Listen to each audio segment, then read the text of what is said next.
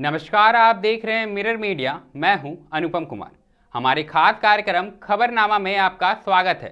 बढ़ते हैं आज की सुर्खियों की ओर। जमशेदपुर में 2 फायरिंग मामलों का पुलिस ने किया खुलासा। 24 घंटे में 3 गिरफ्तार, एक ने किया सरेंडर।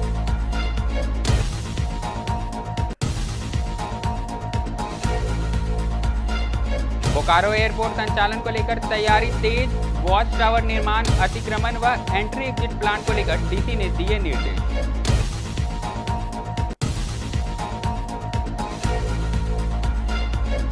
हजारीबाग उपायुक्त पहुंचे सुदूर आदिवासी गांव, योजनाएं अंतिम व्यक्ति तक पहुंचाने का दिया भरोसा।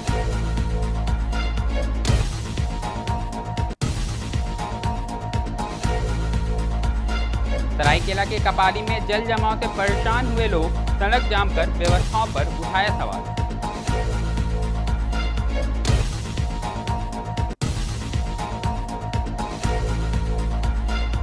पाकुड़ में भारी बारिश से नदियों का जल स्तर बढ़ा, खेत डूबने से किसान परेशान।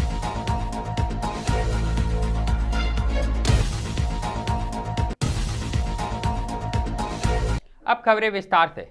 सबसे पहले बात हम जमशेदपुर की करेंगे, जहां मानगो थाना क्षेत्र के जवाहर नगर में हुई फायरिंग की घटना का पुलिस ने 24 घंटे के भीतर खुलासा करते हुए 3 अपराधियों को हथियार के साथ गिरफ्तार किया। सिटी एसपी कुमार शिवाशीष ने प्रेस कॉन्फ्रेंस कर बताया कि 15 जुलाई की रात मोहम्मद अली पर जानलेवा हमला हुआ था। जांच में पता चला कि मामला आपसी रंजिश का था। गिरफ्तार अपराधियों में शहीद अली उर्फ काला बाबू, मोहम्मद महबूब उर्फ टीकू और फैजल अख्तर उर्फ अल्फी शामिल है। इनके पास से 3 देसी पिस्टल और 13 जिंदा कारतूस एवं एक खोखा भी बरामद हुआ है। तीनों पर पहले से भी कई आपराधिक मामले दर्ज हैं। इधर बिष्टुपुर के खाऊ गली फायरिंग केस में आरोपी आजाद गिरी ने न्यायालय में आत्मसमर्पण कर दिया है, जिसे न्यायिक हिरासत में भेजा गया है। और कल रात को हमें सूचना मिली थी कि मानगो थाना क्षेत्र अंतर्गत जवाहर नगर रोड नंबर 9 में मोहम्मद अली नाम के युवक पे जान मारने की नीयत से गोली चलाई गई थी। हालांकि इसमें कोई हताहत नहीं हुए थे। तो इसमें त्वरित कार्रवाई करते हुए वरीय पुलिस अधीक्षक महोदय के निर्देशानुसार एक टीम बनाई गई, जिसको लीड कर रहे थे डीएसपी हेडक्वार्टर 1 बुरा, और जिसमें एक अहम भूमिका निभाई मानगो थाना प्रभारी नित्यानंद ने। इसमें विदिन 24 आवर्स जमशेदपुर पुलिस ने जो 3 इसमें युवक थे जो इसमें इन्वॉल्व थे, जिनका नाम है शाहिद अली उर्फ काला बाबू, मोहम्मद महबूब उर्फ टिंकू और तीसरा फैसल अख्तर उर्फ अल्फी, तीनों मानगो के ही रहने वाले, तीनों को हमने गिरफ्तार कर दिया। इसके अलावा जो हथियार प्रयोग किया गया था घटना को कारित करने में, उसको भी हमने रिकवर किया, 7.65 mm का एक पिस्टल, एंड उसके अलावा 2 और हथियार हमने रिकवर किए, जिसका मतलब टोटल हमने 3 7.65 mm का पिस्टल, एक जिंदा कारतूस 13 हमने बरामद किए, और जो खोखा वहाँ पे पीओ से मिला था उसको भी हमने बरामद किया है। तो इसमें टोटल 3 अरेस्टिंग्स हुई हैं और 3 हथियार की रिकवरी हुई है। आपराधिक इतिहास में आपको बता दें कि शाहिद अली उर्फ काला बाबू के ऊपर टोटल 5 केस हैं, जिनमें अटेम्प्ट टू मर्डर का केस है, और उसके अलावा लूट का भी केस है और मारपीट का भी केस है। एंड मोहम्मद महबूब उर्फ टिंकू के ऊपर भी मारपीट और दंगा का केस है, और फैसल अख्तर उर्फ अल्फी के ऊपर साक्षी थाना का एक केस है, ये भी मारपीट का ही केस है। बोकारो एयरपोर्ट संचालन को लेकर उपायुक्त अजय नाथ झा ने बीएसएल प्रबंधन, एयरपोर्ट अथॉरिटी, वन विभाग एवं अन्य पदाधिकारियों के साथ बैठक की। इस दौरान एयरपोर्ट का संचालन शुरू करने को लेकर जरूरी निर्देश दिए एवं सनातनपुर पहाड़ी पर वॉच टावर बनवाने और अगस्त में अतिक्रमण हटाने का निर्देश दिया। साथ ही एयरपोर्ट के एंट्री एग्जिट प्लान को सुरक्षित बनाने को कहा गया। इसके अलावा डीएमएफटी फंड से 4 स्ट्रेचर वाले 2 एम्बुलेंस खरीदने की भी मंजूरी दी गई। भविष्य में एयरपोर्ट तक पहुंचने के लिए बेहतर वैकल्पिक मार्ग बनाने की प्रक्रिया जल्द शुरू करने का निर्देश दिया गया। 2 महीने के अंदर कंप्लीट कर लिया। मैंने 5 नवंबर का टारगेट दिया था कि 5 नवंबर से पहले हमारे ये सारे काम पूरे हो जाने चाहिए। हम उसी दिशा में अग्रसर हैं। 1 जुलाई को हमने पिछली बैठक की थी। 2 जुलाई को राज्य सरकार से वीडियो कॉन्फ्रेंसिंग के माध्यम से बैठक की गई, समीक्षा की गई। तो राज्य सरकार भी इस पर बहुत गंभीर है। राज्य सरकार ने निर्देश दिया है कि इसको एक निश्चित टाइम फ्रेम के अंदर हम उसको पूरा करें। इसी दिशा में हमारी आज भी बैठक थी। बहुत सारे मुद्दे हैं, जैसे वॉच टावर बनना है, सिक्योरिटी के कुछ क्लियरेंस हैं, कुछ वहाँ की साफ़ सफाई है, कुछ जो बाहर में एनक्रोचमेंट है उसको हटाना, शिफ्ट करना है। इन सब चीज़ों पे टाइमलाइन है और हम उस पर काम कर रहे हैं।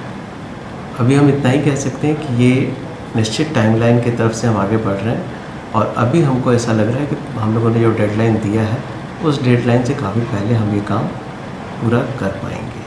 उसके बाद केंद्र सरकार तय करेगी कि कब इसका एयरपोर्ट का संचालन होना है। पहले जितने उसके फॉर्मेलिटीज़ हैं, जो छोटे छोटे फॉर्मेलिटीज़ हैं, जैसे 4 स्ट्रेचर का एम्बुलेंस चाहिए, डॉग स्क्वाड है, ये सब छोटी छोटी चीज़ें हैं। इन सब चीज़ों पे काम हो रहा है, तो ये हम लोग तैयारी कर रहे हैं, इस पर पूरी तैयारी कर रहे हैं, ठीक हो जाए। अब रुख हजारीबाग का करेंगे, जहां उपायुक्त सती प्रकाश सिंह ने इचाक प्रखंड के सुदूर और आदिवासी बहुल गांव पूर्व परनिया का दौरा किया।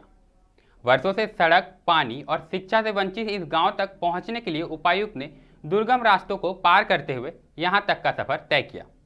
उन्होंने ग्रामीणों की समस्या सुनी और शीघ्र समाधान का भरोसा दिलाया। वन क्षेत्र में सड़क निर्माण को लेकर DFO से बातचीत की गई और असिस्टमेंट तैयार करने को निर्देश दिए गए। साथ ही सामुदायिक भवन निर्माण की योजना पर भी चर्चा की गई। इस दौरान उपायुक्त ने कहा कि सरकार की योजनाएं अब हर अंतिम व्यक्ति तक पहुंचेगी। इसके लिए गांव में विशेष शिविर लगाकर योजनाओं का लाभ दिया जाएगा। विभिन्न सोर्सेज से पत्रकार जो बंधु हैं और हमारे जो प्रशासनिक पदाधिकारी हैं, उनसे हमें जैसे ही जानकारी मिली कि तुरंत पनिया के गांव के लोग जो हैं वो बरसात के मौसम में उनकी आवाजाही जो है, आगमन जो है वो बाधित होती है, तो मैं अपनी पूरी टीम के साथ, जो हमारे DFO साहब हैं, उनके साथ हम लोग दौरा किए और यहाँ की जो समस्याएं हैं उससे अवगत हुए हैं। बहुत जल्द जो है हम लोग एक एक्सपर्ट टीम को यहाँ पे भेजेंगे ताकि यहाँ की जो लैंडस्केपिंग की जो डिफ़िकल्टीज़ है उसके अनुरूप जो है हम लोग एस्टिमेट बना सके और आने वाले समय में हमारी पूरी कोशिश होगी कि जल्द से जल्द इनके कम्युनिकेशन जो है उसको बहाल कर सकें। इसके अलावा जो है हम लोग स्वास्थ्य कारणों से जो है जो लोग प्रभावित हो रहे हैं उनको मदद के लिए एक सामुदायिक भवन जो है हम लोग सैंक्शन करेंगे ताकि जो हमारी प्रेग्नेंट बहनें हैं उनको किसी प्रकार की कोई असुविधा फेस नहीं करना पड़े। शिक्षा को लेकर भी कई समस्याएं यहाँ देखी जाती है, क्योंकि इसी जंगल के सहारे से आवागमन जो है वो चालू हो जाएगी तो बाकी जितने भी इश्यूज़ हैं, चाहे वो रोज़गार से संबंधित हो, शिक्षा से संबंधित हो, ये सभी चीज़ें जो हैं वो ऑटोमेटिकली टेकअप हो जाएंगी उसमें। और जहाँ तक शिक्षा का सवाल है, अभी हम लोग विभिन्न स्कूल्स में भी हम लोग जाएंगे, देखेंगे क्या स्थिति है और किसी प्रकार की अगर कुछ ऐसी समस्या दिखती है तो उसको तुरंत जो है उसका निराकरण किया जाए।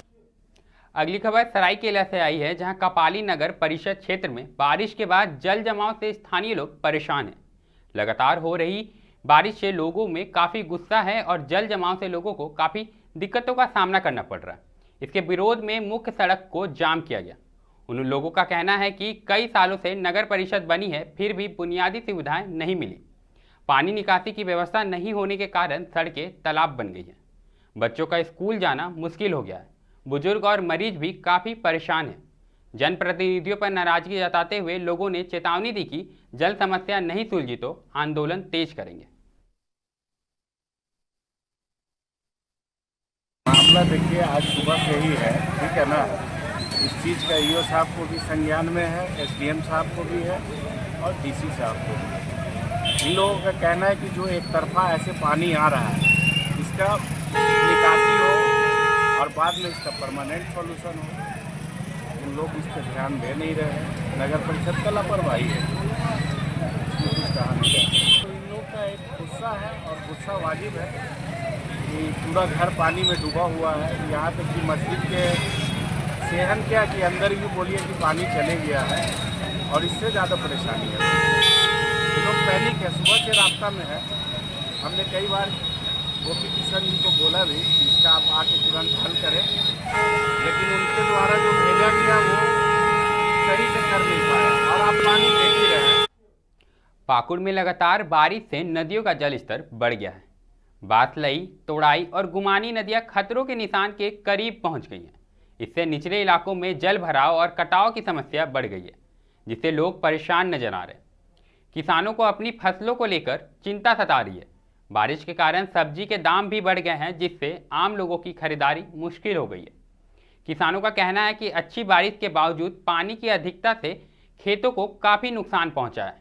प्रशासन को इसके लिए उचित कदम उठाने चाहिए। देखिए, इस साल तो बारिश बहुत अच्छी हुई है और किसान को बहुत फायदा मिला है, जिसमें जैसे जो बारिश हुई है इससे ज़्यादा नहीं होना चाहिए। इससे ज़्यादा बारिश होने से किसान को नुकसान भी हो सकता है। खेत में ज़्यादा पानी रहने से फसल का उपजाऊ भी बहुत कम होता है। इसलिए हद से ज़्यादा पानी ना हो। और जैसे यहाँ मक्का का खेत लगा है, अगर ये बाढ़ का पानी जो बढ़ा हुआ है, अब जैसे नदी भरेगा वो मक्का का नुकसान पहुँचाएगा उसमें। बारिश पिछले साल से इस साल कैसा रहा? नहीं, पिछले साल से इस साल बारिश बहुत अच्छा है। किसान बहुत खुश है। मशीन से पटवन करने की कोई ज़रूरत नहीं पड़ा है और बहुत अच्छी से फसल हुई है। किसान बहुत खुश है। अब इससे ज़्यादा होने से दिक्कत? हाँ, इससे ज़्यादा होने से दिक्कत है। और पहाड़ी इलाका में जैसे अभी बारिश होने से किसान बहुत खुश है। खबरनामा में आज के लिए इतना ही। ऐसे ही तमाम खबरों से हम आपको रूबरू कराते रहेंगे। देखते रहें मिरर मीडिया।